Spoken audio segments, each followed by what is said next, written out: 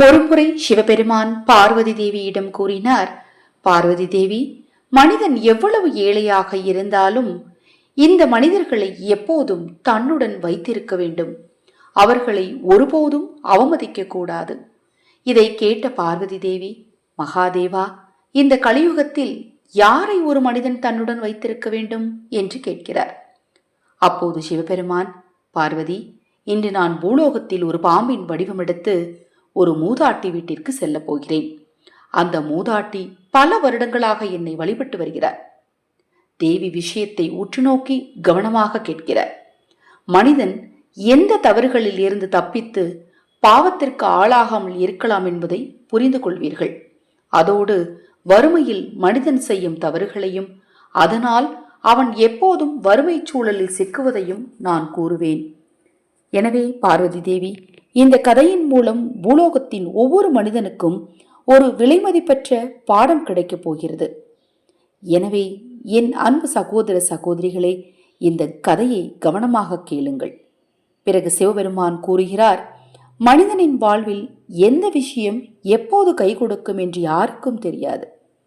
தேவி, பூலோகத்தில் பெரும்பாலான குடும்பங்களில் பெண்கள் அடிக்கடி தங்களுக்குள் சண்டையிட்டுக் கொள்வதை நீங்கள் பார்த்து இருப்பீர்கள். ஏதாவது ஒரு விஷயத்திற்காகவோ அல்லது வேறு ஏதாவது ஒரு விஷயத்திற்காகவோ தொடர்ந்து சண்டைகள் நடந்து கொண்டுதான் இருக்கின்றன. குடும்பத்தில் சின்ன சின்ன விஷயங்களுக்கு கூட மனக்கசப்பு ஏற்படுகிறது. குறிப்பாக பெரிய குடும்பங்களில் இந்த சண்டைகள் ஓயவே ஓயாது. இரவு பகல் சண்டையால் வாழ்க்கை சகிக்க முடியாததாக ஆகிவிடுகிறது. சில சமயங்களில் இந்த சின்ன சண்டைகள் பெரிய போர்களாகவே மாறிவிடுகின்றன. குழந்தைகள் முதல் பெரியவர்கள் வரை பெண்கள் அனைவரும் பாதிக்கப்படுகிறார்கள். இதன் விளைவாக குடும்பத்தின் ஆண்களும் மனம், பொருளாதாரம் மற்றும் உடல் ரீதியான பாதிப்புகளையும் சந்திக்க வேண்டியுள்ளது. எந்த வீட்டில் எதற்கெடுத்தாலும் பெண்கள் சண்டை போடுகிறார்களோ அந்த வீட்டின் சுகமும் அமைதியும் அழிந்துவிடும். அந்த வீட்டில் முன்னேற்றம் நின்றுவிடும். வாழ்க்கையில் பல பிரச்சனைகள் உருவாகும். அத்தகைய வீட்டில் செல்வம் ஒருபோதும் நிலைக்காது.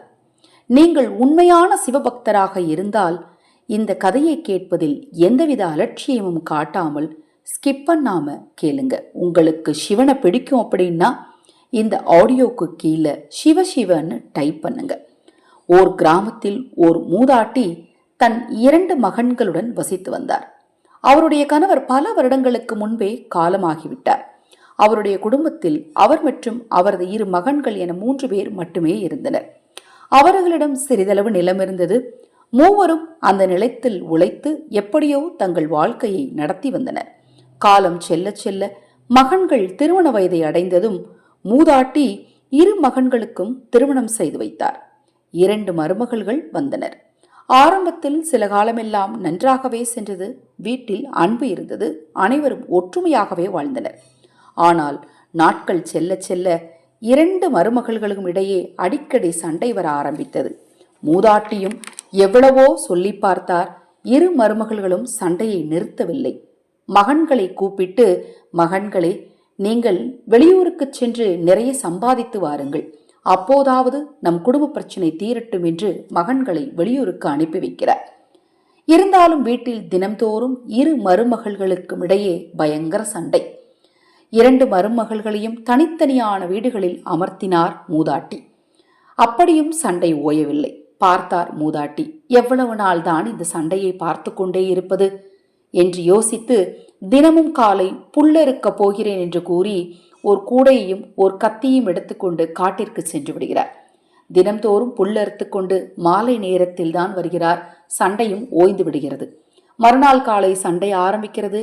மூதாட்டி கூடையை எடுத்துக்கொண்டு கிளம்பி விடுகிறார். இப்படியே நாட்கள் சென்று கொண்டிருக்கிறது. சண்டை ஓய்ந்தபாடில்லை. ஒரு நாள் மூதாட்டி புல்லறுத்து கொண்டிருக்கும் போது அங்கு ஒரு மிகப்பெரிய பாம்பு வருகிறது. பாம்பை கண்டதும் நடுங்குகிறார். இன்றோடு நாம் தொலைந்தோம், இன்று நம் கதை முடிந்தது என்று வருந்துகிறாள். அப்போது அந்த பாம்பு பேச ஆரம்பிக்கிறது. மூதாட்டியே, எனக்கு சிறிதளவு பால் கிடைக்குமா? நான் ஒரு ஆசிரமத்தில் ஒரு ரிஷியின் அருகில் வாழ்ந்து வந்தேன்.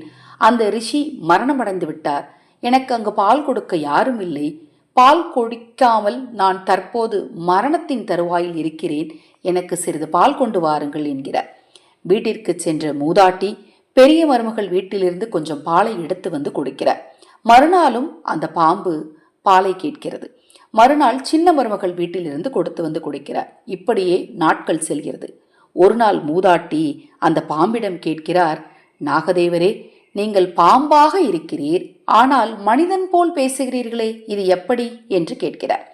அதற்கு நாகதேவர் ஒரு கதை சொல்கிறார். நான் பிறக்கும்போது பாம்பாக பிறந்து விட்டேன். நான் ஒரு ராஜாவின் மகன். ஆனால் நான் பாம்பாக பிறந்ததால் என்னை காட்டில் கொண்டு வந்து விட்டுவிட்டார்கள். எனது 25 வயதை நான் அடைந்ததும் நான் மனித பிறவியை அடைந்து விடுவேன் என்று கூறுகிறார். இதை கேட்ட மூதாட்டி தினம்தோறும் பால் கொண்டு வந்து கொடுத்து கொண்டிருக்கிறார். ஒரு நாள் மருமகள்கள் யோசிக்கிறார்கள், தினமும் ஏன் நம் வீட்டில் பால் குறைந்து கொண்டே இருக்கிறது என்று. இந்த கிழவியை உற்று நோக்கினால் தெரியும், இந்த கிழவிதான் பாலை திருடுகிறார் போலும் என்று 2 மருமகளும் பேசிக்கொண்டு இந்த பாட்டியை பின்தொடர்கிறார். அதே போல் பாட்டியும் மருமகள் வீட்டிலிருந்து பாலை எடுத்துக்கொண்டு பாம்புக்கு கொண்டு போய் கொடுப்பதை காட்டிற்கு பின் சென்று பார்த்து விடுகிறார் மருமகள்கள். மருமகள்களுக்கு அதை பார்த்ததும் அச்சம். என்னடா இது, இந்த மூதாட்டி இந்த பாம்போடு தொடர்பு வைத்திருக்கிறாளே, இந்த பாம்பு ஒரு அரக்கனாகவும் இந்த மூதாட்டி ஒரு சூனியக்காரியாகவும் இருப்பாளோ என்று பயந்து வீட்டிற்கு சென்று கதவை பூட்டி ஒரு தடியுடன் காத்திருக்கின்றனர். மூதாட்டி மாலை பொழுதில் வீட்டிற்கு வருகிறார். மூதாட்டியை அடித்து வீட்டை விட்டு வெளியே அனுப்பிவிடுகிறார். இந்த மூதாட்டி காட்டிற்கு சென்று அந்த நாகதேவரை பார்த்து சொல்லலாம் என்று போனால் அங்கு நாகதேவர் இல்லை. ஒரு ஆலமரத்தின் அடியில் அமர்ந்து அழுகிறாள். மறுநாள் சூரியன் உதித்ததும் நாகதேவர் வருகிறார். ஏன் அழுகிறீர்கள் மூதாட்டி என்று கேட்டபோது, இவ்வாறு என் வீட்டில் நடந்துவிட்டது என்று கூறுகிறாள். என் மகன்களும் இப்போது வீட்டில் இல்லை, நான் என்ன செய்யட்டும் என்று கேட்கிறாள். இனி நானே உங்கள் மகன் என்று கூறி அடர்ந்த காட்டிற்குள் தான் வசித்து வந்ததாக சொல்லி ஒரு ஆசிரமத்தை காட்டி அந்த ஆசிரமத்திற்கு அழைத்து செல்கிறார். அங்கு சென்றதும் அவர் பால் கொடுத்ததாக கூறினார் அல்லவா, அந்த பசுவும் வருகிறது. பசுவின் மடியிலிருந்து பால் கறந்து இந்த மூதாட்டியும் அந்த நாகதேவரும் பாலை அருந்துகிறார். ஒரு நாள் இப்படி 3 பேருமே, அதாவது பசுவும் நாகதேவரும் மூதாட்டியும் சேர்ந்துதான் தினமும் வந்து உணவு சாப்பிடுகிறார்கள். ஒரு நாள் மாலை பொழுது ஆகியும் நாகதேவர் வீட்டுக்கு வரவில்லை. பசுவை அழைத்து கொண்டு மூதாட்டி நாகதேவரை தேடிச் செல்கிறாள். அப்போது ஒரு மரக்கிளைகளுக்கு இடையில் நாகதேவர் சிக்கி சிரமப்பட்டு கொண்டிருக்கிறார். அந்த மரக்கிளைகளை பசுவின் துணையோடு அகற்றிவிட்டு அந்த பாம்பை கொண்டு வந்து மூலிகைகள் அரைத்து பூசி அந்த பாம்பின் வியாதியை சரி செய்கிறாள். மறுநாள் அந்த பாம்பு மனிதனாக மாறுகிறது. பார்த்தால் ராஜகுமாரன் போல் அழகான தோற்றம். அப்போது மூதாட்டி கேட்கிறாள், நீ எந்த ராஜாவின் மகன் என்று. அப்போது அந்த அரண்மனைக்கு நான் கூட்டிச் செல்கிறேன், வாருங்கள் என்று போகிறார். அங்கு அரண்மனையை சந்திக்கும் போது அரண்மனை அருகில் சென்றபோது அங்குள்ள மந்திரி, ராஜாவையும் ராணியையும் நீங்கள் பார்க்க முடியாது, 2 பேரும் மிகவும் உடல்நிலை சரியில்லாமல் இருக்கிறார்கள் என்று கூறுகிறார். அப்போது தயவு செய்து எனக்கு அவர்களை பார்க்க வாய்ப்பு தாருங்கள் என்று கேட்டு உள்ளே சென்று அவர்களின் 2 பாதங்களையும் தொடுகிறார் இந்த நாகதேவர் வடிவில் இருக்கும் பாம்பு. அப்போது அந்த 2 பேரும், நீர் என் மகன் அல்ல, என் மகன் இறந்து விட்டார், நீர் சிவபெருமான் தான் என்று கூறி, நீர் தொட்டதும் எம் உடம்புக்குள் மிகப்பெரிய சக்தி ஒன்று வந்துவிட்டது என்று கூறி எழுந்து அமர்ந்தவுடன் அருகில் இருந்த மூதாட்டி அதிர்ச்சி அடைகிறாள். நம்முடன் இத்தனை நாள் இருந்தது சிவபெருமானா என்று. அப்போது சிவபெருமான் பிறந்து இறந்த அந்த பாம்பை ராஜகுமாரனாக அந்த சிம்மாசனத்தில் அமர்த்துகிறார். அந்த மூதாட்டியை ராஜமாதாவாக அமர்த்துகிறார்கள். இப்படி ராஜமாதாவாக வாழ்ந்து கொண்டிருக்கிறார் மூதாட்டி. அப்போது மகன்கள், வெளியூருக்கு சென்ற மகன்கள் வீட்டிற்கு வந்து அந்த மருமகளிடம் எங்களது அம்மா எங்கே என்று கேட்க தெரியவில்லை என்று சொல்ல அம்மாவை தேடி அலைகின்றனர் 2 மகன்கள். அங்கே ராஜமாதாவாக வீற்றிருக்கிறார் தாய். இதை கண்டதும் அவருக்கு சந்தோஷம், குடும்பம் மகிழ்ச்சியாக வாழ்ந்து கொண்டிருக்கிறது. இப்போது இதில் சிவன் கூறும் கருத்து என்ன? நம்மை நாடி வந்தவரை ஒரு நாளும் அவமதிக்க கூடாது, பெற்றோர்களை ஒரு நாளும் அவமதிக்க கூடாது, கூடவே வைத்திருக்க வேண்டும். பெற்ற குழந்தைகளை ஒருபோதும் அவமதிக்க கூடாது, கூடவே வைத்திருக்க வேண்டும். மனநலம் பாதிக்கப்பட்டவர்களையும் ஊனமுற்றவர்களையும் என்றும் அவமதிக்க கூடாது, கூடவே வைத்திருக்க வேண்டும். விருந்தினர்களை, நம்மை நாடி பசியார வந்த விருந்தினர்களை அவமதிக்க கூடாது, நம் கூடவே வைத்திருந்து அவர்கள் மனம் குளிரும்படி விருந்தளித்து அவர்களை அனுப்ப வேண்டும். இப்படிப்பட்டவர்களை நாம் கூடவே வைத்திருந்தால் சிவபெருமானும் நம் கூடவே இருப்பார் என்பதை உணர்த்துகிறது இந்த கதை. இது போன்ற எண்ணற்ற கதைகளை தெரிந்து கொள்ள நம்ம சேனலை சப்ஸ்கிரைப் பண்ணிக்கோங்க.